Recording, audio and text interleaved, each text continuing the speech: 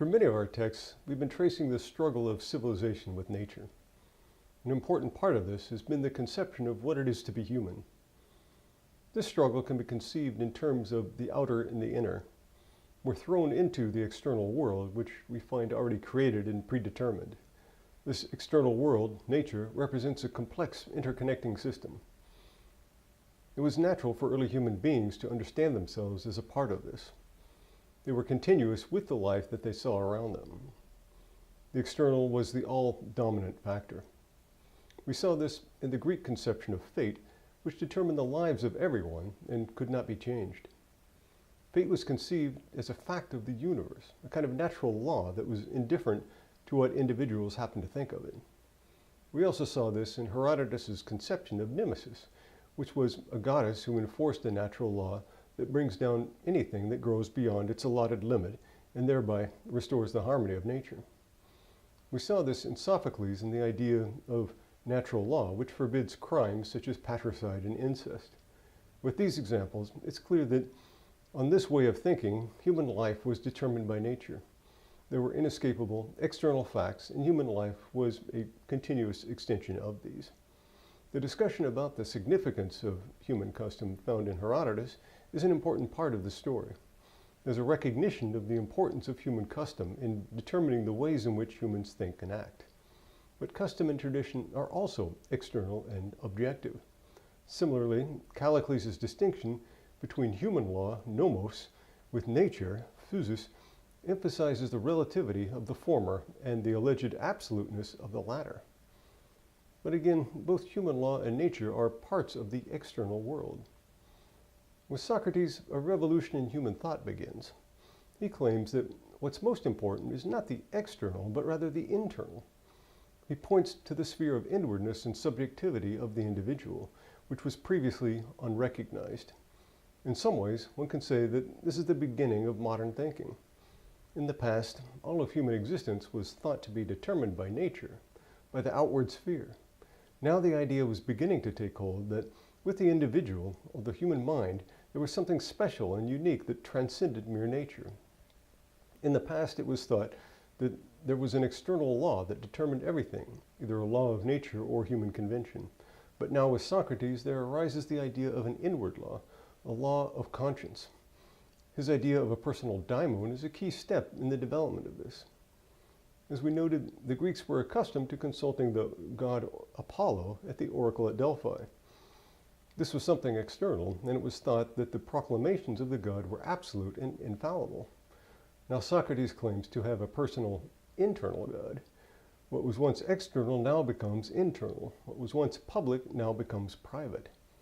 As can be seen from the fate of Socrates, this was an outrageous and sacrilegious idea to the contemporary Greek mind. How on earth could the individual claim that his ideas were on a par with the divine? But this is a part of the modern conception. Even though we no longer refer to it as something divine, we believe that the realm of inwardness and subjectivity is something absolute and inviolable. We believe that individuals should have the right to follow their own goals and ideas. We further believe that we should not compel people to violate their own conscience. In connection with Oedipus the king, we mentioned the example of Orestes from the Oresteia. In the tragedy, Orestes murders his mother as an act of revenge for her murder of his father. As a result of this act of matricide, he is mercilessly pursued by the Erinyes. They prevent him from sleeping or relaxing. Today, we would understand this as the result of a guilty conscience eating away at someone who has committed a terrible crime and knows it. In the modern way of thinking, this is something inward in the human mind.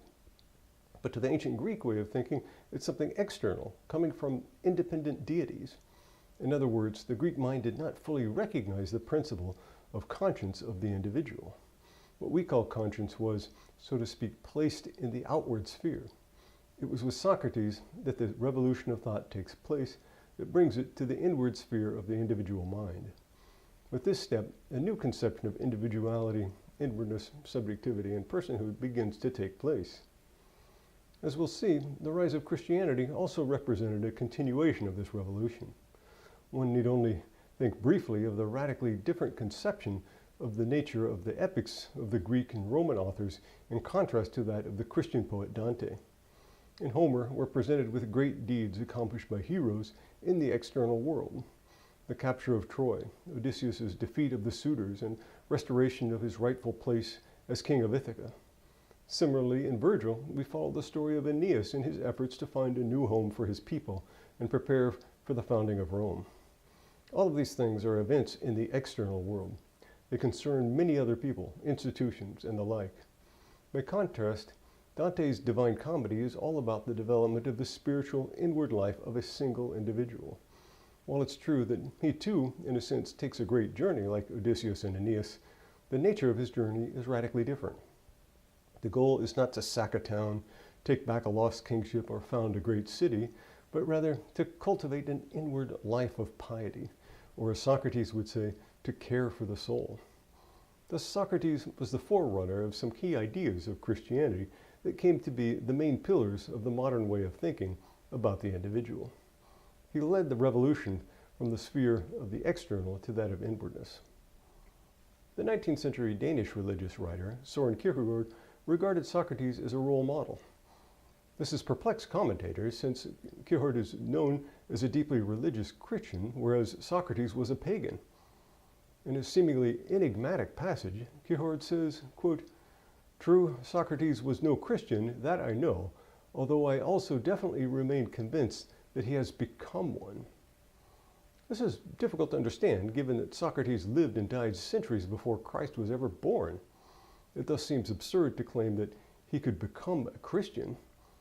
But what is meant by this is that by discovering the importance of the sphere of inwardness, Socrates has, in a sense, become a Christian, since this sphere is, in Kierkegaard's eyes, what is essential about Christianity. In any case, it's important to appreciate the radicality of Socrates' understanding of the inward sphere in order to grasp fully his significance for the subsequent development of the Western tradition.